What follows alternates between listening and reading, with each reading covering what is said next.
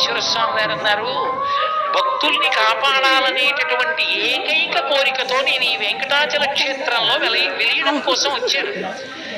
నేను వస్తే రమాదేవి కరవీరపురం వెళ్ళింది. కరవీరపురం అంటే కొల్హాపురం వెళ్ళింది. కాబట్టి ఇప్పుడు నన్ను డబ్బు ఇవ్వమంటే ఎక్కడి నుంచి ఇస్తాను?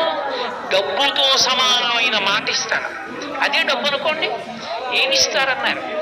ప్రథమం దర్శనం చాస్యాత్ నైవేద్యం క్షీరసేచనం.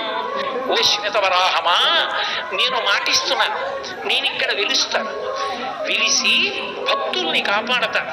అందుకే ఆబాల గోపాలము ఏడుకొండలవాడ వెంకటరమణ గోవింద గోవింద అంటూనే ఉంటారు.